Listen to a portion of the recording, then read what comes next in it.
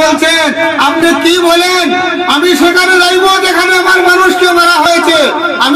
আমি যাইবই সেখানে, আমার লাশ সেখান থেকে তোমরা নিয়ে আসো। আমি কিন্তু সেই বরুল্যান্ডে যাইব।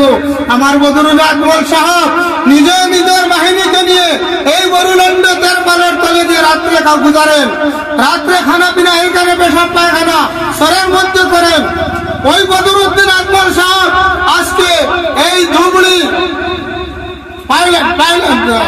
লোকসভা নির্বাচনে দণ্ডমান হয়েছেন।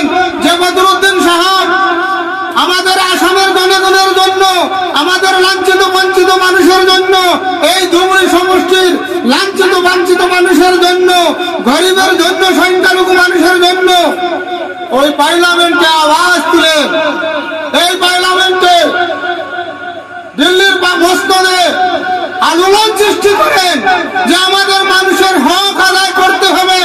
আমাদের মানুষকে কেন বার্তা দেওয়া হয় নাই, কেন চাকরি দেওয়া হয় নাই, আমাদের মানুষকে কেন গণতন্ত্রের নামে ডিম উঠার দিয়ে কষ্ট দেওয়া হয়, সেই আওয়াজ শুধুমাত্র বদরুদ্দিন আকমলই আপনার দিল্লির মসনদে আন্দোলন সৃষ্টি করেন, প্রতিবাদ করেন।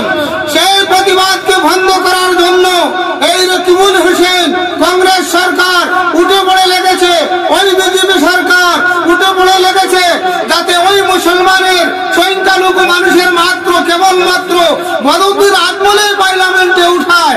ওই উনিকে কিভাবে বন্ধ করা যায়, ওরা একত্রিত হয়ে এই কংগ্রেস বিজেপি একসাথে মিলে এই আপনার রকিবুল হোসেন যে ভ্রষ্টাচার চরিত্রহীন, যে গুন্ডা মানুষের দোকানে খায়, মানুষের দোকান থেকে খরচ করে পয়সা দেয় না, আমরা শুনছি ওইগুলি আরো বহুত কিছু খায় যেটা আমাদের ইসলামে নিষেধাজ্ঞা আছে, ওইগুলি মদ্যপান করে।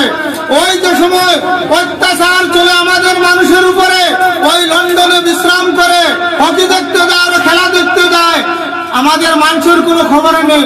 আজ পর্যন্ত বদরুদ্দিন আকমল সাহেব যেখানে কাজ করেছেন 15 বছরের ভিতরে